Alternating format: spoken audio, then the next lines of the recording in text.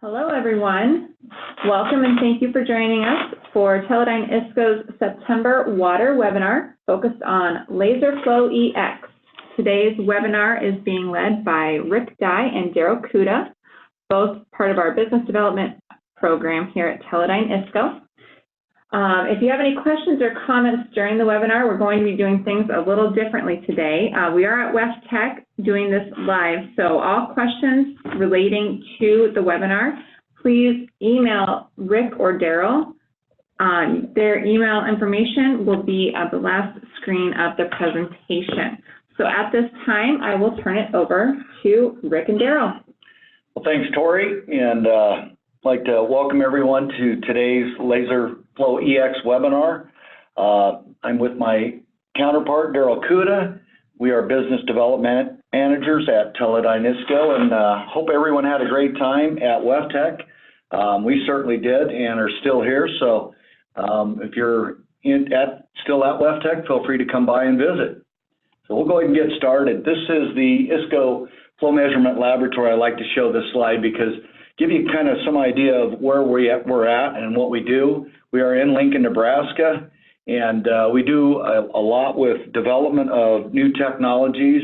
LaserFlow is one of those, and it was designed primarily on the flow laboratory, so we can do anywhere from 4-inch up to 24-inch pipe, simulate a lot of conditions. And as things progress and move forward, we continue to evolve ourselves, and hopefully our technology continues to improve. So I'm going to talk real briefly about area velocity flow measurement today. I'm not going to talk about flumes or primary devices that are very common in the field, but I'm going to go right into the area velocity technology. Q is our area, A times V, which Q is our flow, is equal to the area. The area is done using a level measurement technique. A lot of them are using pressure transducers. For those of you that have used 2150s and our 350 area velocity sensors, those use pressure sensors.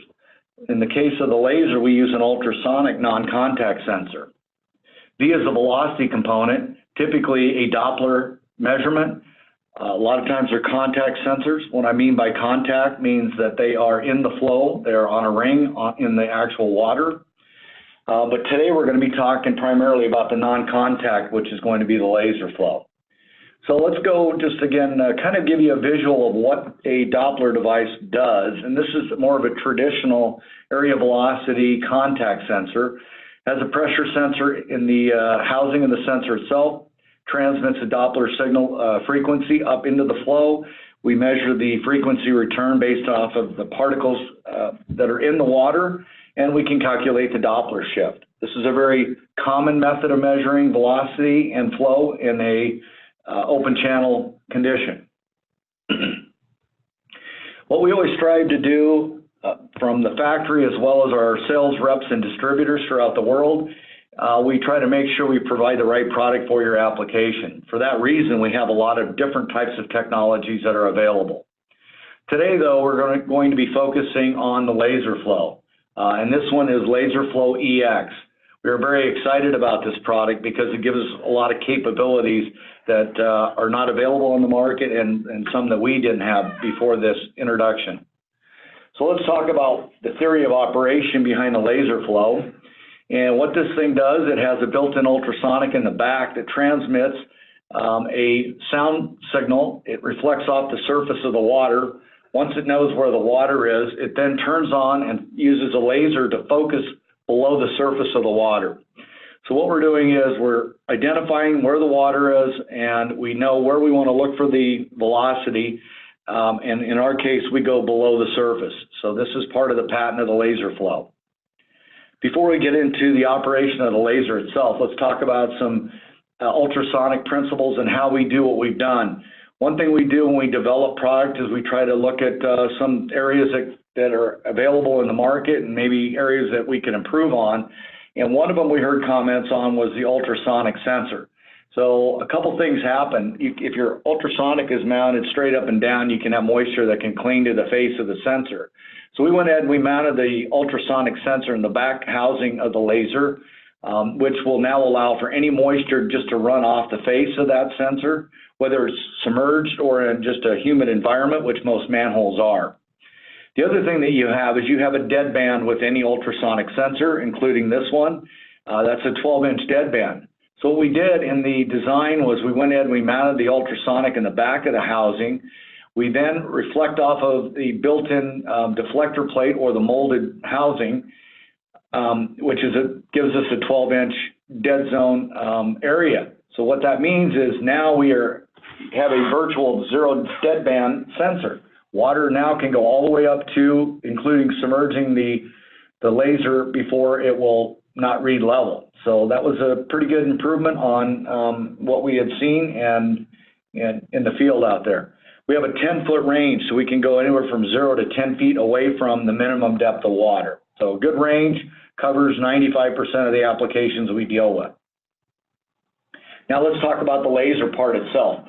A laser pointer has a fixed focal point. So when you look at a laser, laser pointer, doesn't matter where you point it at, you'll see that the dot or the laser point is the same. The trick behind what we do with the laser itself, our laser, is we change where we focus the laser.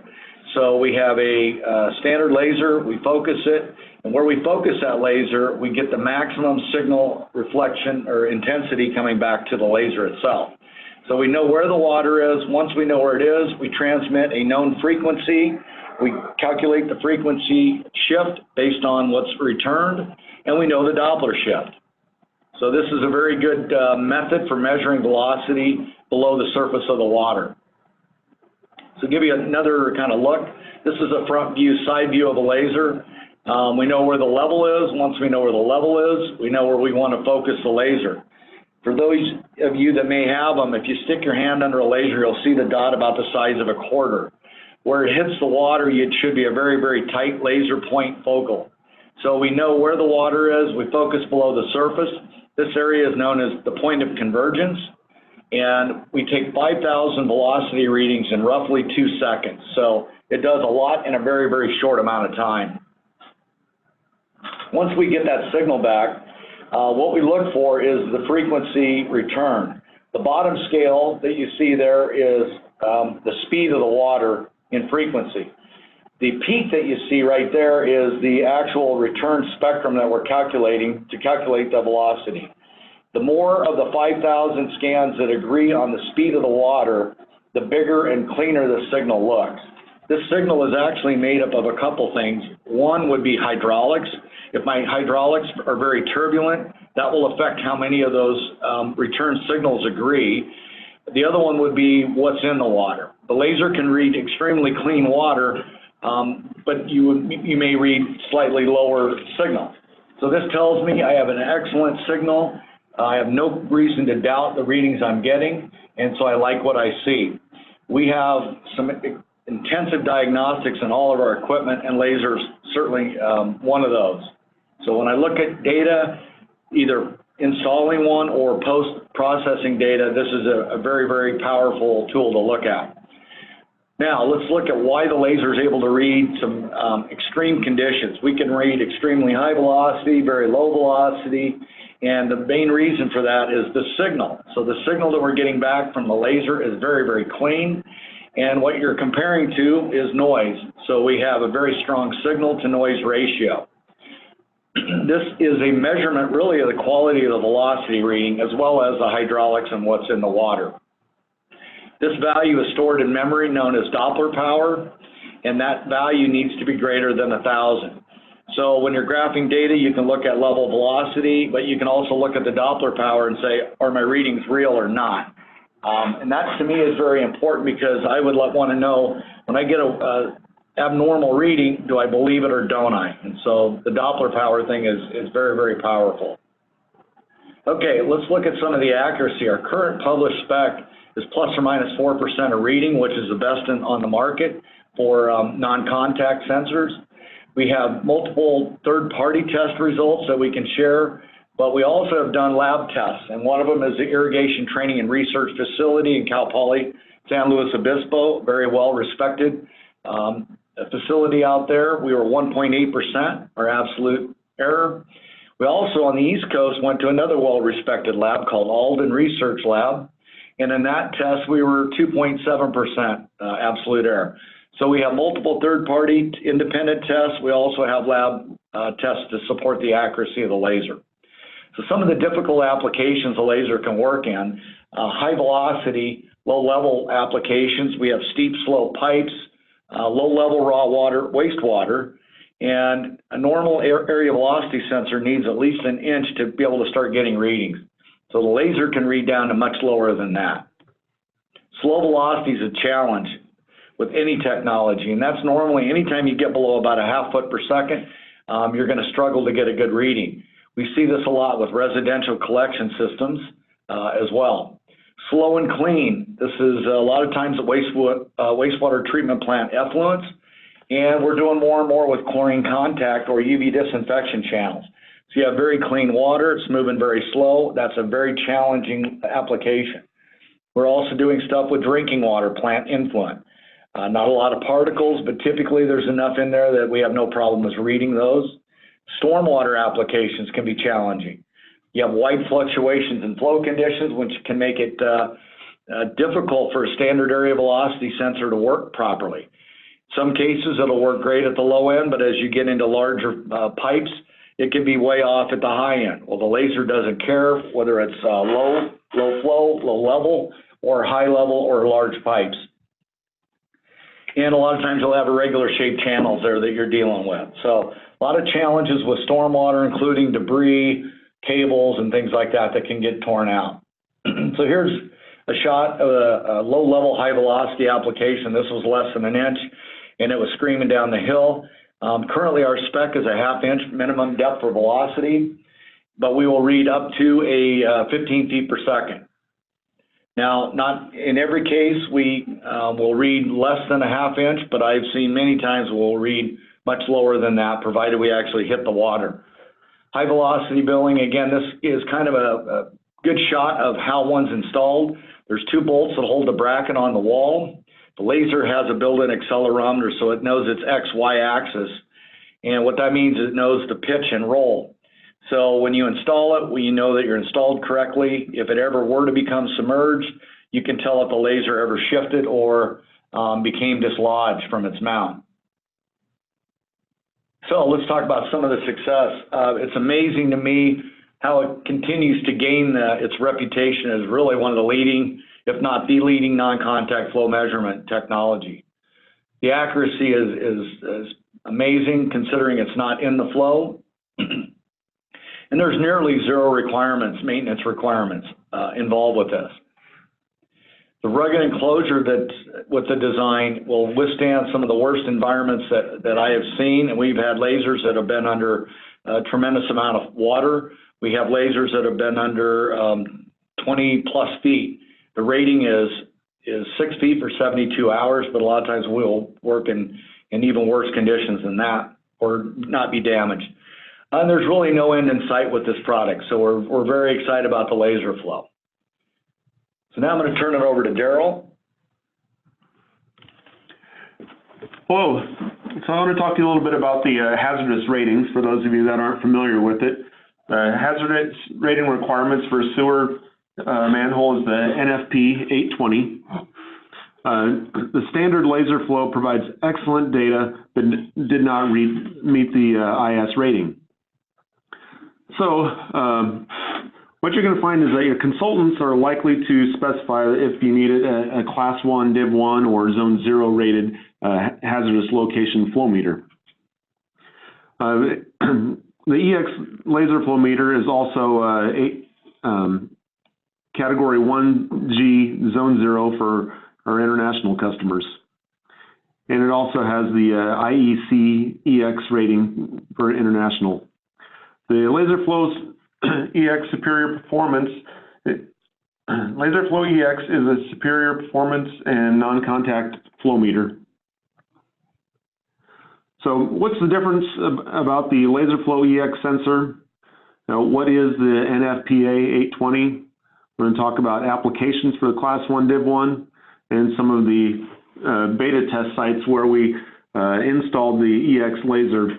We're in Phoenix, Tucson, Victoria, British Columbia, New Jersey. So we've had multiple locations where we installed the LaserFlow EX and have been running for at least 6 months or longer, and we have many more lasers out in the field now. So what is the goal for the IS laser? We wanted to make sure that it was at least equal to or better than the current LaserFlow sensor we have out. We wanted to provide a true intrinsic safe, non-contact solution that meets or exceeds the competitive product ratings. And what we did is we provided a finished product with 0 problems. That's why we had extensive testing done before we released this product. One thing we've done is we've developed an IS barrier. So in order to have an intrinsic safe system, you have the electronics in the safe area. You go through an IS barrier to protect the equipment, and then you have the IS rated LaserFlow sensor in the hazardous area. And so we recently released the LaserFlow EX in Q2 of this year. And I want to talk to you a little bit about the differences between the 2 lasers. So the current non-IS laser, it was black. We've changed the color to blue. So you notice the new blue ones out in the field. Other than that, there were no changes with the original LaserFlow sensor, other than the color. And the non-IS is compatible with our 2160 module for portable applications on batteries, and it's also compatible with the signature meter, which we have the option to run that on AC power, solar, or on batteries. Now the EX LaserFlow sensor is black, and you're going to notice it'll have the large LaserFlow EX label on the side of it, so it's easily identifiable as to which one is the intrinsic safe and the other one is not. It is also compatible with the 2160 and the signature. However, it does require the IS barrier to go in between to make it intrinsic safe. This is what that looks like. So you'll have the LaserFlow EX in the hazardous area. It mounts the same way as the standard laser did. Then you would run the tie-net cable out to a barrier. It's a DIN Morel mount intrinsic safe barrier, which isolates any power from transferring from the signature into the hazardous area. And then we can extend the cable length from the barrier up to 500 feet to the signature, depending on your application. So how this operates, like the original LaserFlow sensor, we use the ultrasonic sensor to determine the distance to the surface of the water. When we know the distance, then we can focus the laser below the surface. Now with the IS laser, EX laser, we can focus the laser at 3 points below the surface of the water at 5%, 8%, and 11% below the surface of the water. And we call this our multi-point, multi-depth velocity method. So LaserFlow EX, you may be wondering, what is NFPA and Class 1, Div 1? You know, why do I need it? And who are the customers that require this? Well, the NFPA code stands for the National Fire Protection Code for wastewater treatment and collection facilities. It meets the National Electric Code and the CSA Canadian standards. And the purpose of this is to provide fire and explosion protection and environmental protection. And it reduces or eliminates the effects of fire. So to meet this requirement, it means that if there's any type of malfunction, the LaserFlow system will not create a spark that could potentially cause an explosion. The ratings that we're concerned with today are the Class 1, Div 1, and Zone 0. What that means is that in the Class 1 classification is that the equipment can be installed in areas that have potential flammable gases or vapors. And then the gas or vapor can always be present, or at least is present at least greater than 10% of the time. And the zone 0 is the same as the class 1 div 1 classification. So the standards shall apply to the following. You're going to find this classification listed usually in the collection systems, combined sewers, storm sewers, pumping stations, wastewater treatment plants, sludge handling facilities, chemical handling facilities, and treatment facilities. Essentially, any place that has the potential to collect hazardous or explosive gases is going to be rated as zone 0 or class 1 div 1, and that's where you're going to require a hazardous rated flow meter.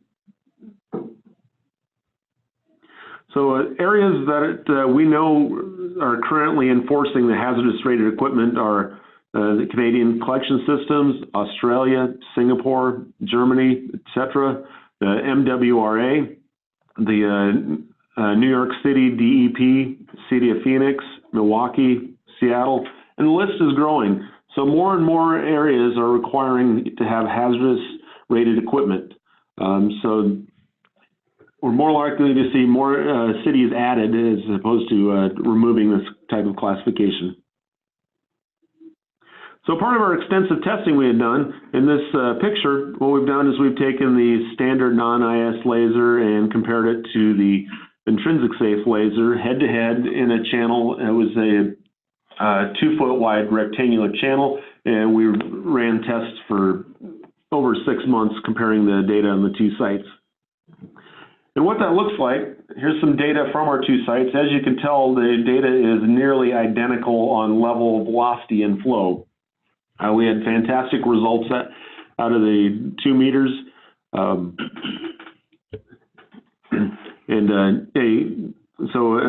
matter which LaserFlow sensor you're using, the standard or the EX laser, you can expect superior results. All right, well, let's talk about some equipment options. This really is kind of determined by what your power supply is, if you have AC or DC power. And the meter choices, if you're going to go permanent, we would normally go with the signature flow meter, a lot of those out there. Signature can be both permanent or portable, so a lot of flexibility there. And if you do have an application where it's going to be portable battery powered, the Blue Box 2160 might be a better choice. Those are waterproof. They use 6-volt alkaline lantern batteries, so those are ones that normally would be the ones that would be moved around site to site. And the signature is what we call a smart device, and what that does for you is provides really superior flexibility on that thing. We can run up to 9 different sensors. All of the sensors that we provide now are what we call smart sensors. Plug one in, you scan for it, it says, oh, you're an ultrasonic, I know what you are, or you're a laser. So you can hook a lot of different types of technologies, again, including the laser. The other thing that's nice about signature is we can take other inputs that are not necessarily ISCO sensors. So if you have a mag meter or an SDI-12 device or somebody else out there that has a Modbus output, analog output, or SDI-12, we can actually take that, we can record it, store it, and even transmit that data. So at the top, you'll see we have internet access, different alarming capabilities, USB download, the Flowlink software, Modbus, Ethernet, and of course analog output. So a lot of capabilities with the signature meter. So now that we have our 2 meter choices, we have great sensing technology with the laser. We want to introduce you to something that is pretty new. This is called Flowlink Cipher. So now with our communication capabilities, we can now provide you the next evolution in Flowlink. A lot of you have used Flowlink out there, and Flowlink gives you some wonderful analysis capabilities. But one thing we were missing at that point was data hosting. Well, Flowlink Cipher now gives you the ability to host data. We call that data anywhere, and of course with the Teledyne phrase, everywhere you look. To get data access, you really just have to have the internet with a browser, and you can pull up the data with anywhere you're at. We use an Amazon cloud server, so there's no hardware expenses that you're going to have to incur. It's high-end computing power. As we all know, Amazon is one of the top of the line, and which means that is fast. So they have some amazing hardware that can store and allow you access and processing power. The security from Amazon is also extreme. They are protected from, obviously, viruses, malware, ransomware, et cetera, and you know the list as well as anybody. We see that with a lot of municipalities. Security is a big one. Well, Amazon gives you that. There's also the backup of data, so you don't want to lose your data. There are multiple servers that house that, so you have automatic data backup capabilities. And one of the big ones would be no IT involvement. So this really is kind of one of those, you just sign up and away you go. You don't have to involve IT to do installation of software because it's, again, browser access to that data. There's no maintenance or hassles. So in the past, if you wanted to host data or whatever, you had to have your own server and you had to do maintenance on that. And sometimes that could be a little difficult to get through the IT system, again, due to a lot of security and the other things I mentioned. So that's an important one. Automatic feature enhancements. So as this product grows and we continue to evolve, and it will, it's not a done deal, we will continue to add features, and those will be automatically added to the server behind the scenes. You won't even know that until that happens, and then we will send update information to those that are on this Flowlink Cipher to tell you what features were added. And again, nothing has to be done on your end, which is key. We now are also going to be doing stuff with the data. As soon as that data is available and that data comes in, we can immediately act on that. So we can provide alarms, data calculations, et cetera. So a lot of things are moving on that. This is kind of a shot of what Flowlink Cipher looks like. For those of you that may have used Global, this is going to be the replacement for that as well. And so this gives you some very high-tech, updated, modern look. You can look at a lot of data. There's just tons of capabilities on that. This is one of the dashboard views with Flowlink Cipher. And this is going to show you, again, at a quick glance, what's going on at your sites and some really, really good capabilities. Alarms, site information, you name it. So in conclusion, we're going to go ahead and wrap up. LaserFlow advanced sensing technology provides really one of the most accurate and safe flow measurement capabilities. It's going to give you a complete solution really to all your non-contact needs with minimal risk and cost. So why take the chance? You can update to a non-risk device and get some excellent data without worrying about that. And now with Flowlink Cipher, it's really just around the corner. I'd like you guys to come and see it at WebTech, and we are at booth 2312 in the South Hall. So with that, I'll go ahead and I'll wrap up. If you have any questions. If you have any questions, please stop by and see us at the booth. Rick and I will still be at the Teledyne ISCO booth 2312, or you can email your questions to us at rick.dye@teledyne.com or darrell.kuta@teledyne.com. And on your Zoom announcement, there should be a link on there as well that you can send questions to. Perfect. Well, thanks again, everyone, for joining us today. And thanks to Darrell and Rick for giving this fantastic presentation on both LaserFlow EX and Cipher. We hope everyone enjoyed the presentation today. October's water webinar will be focused on vacuum samplers and will be an Ask ISCO type webinar. So start thinking about your vacuum sampler questions and be on the lookout for an invitation to that webinar. And we hope everyone enjoys the rest of their day. Thanks.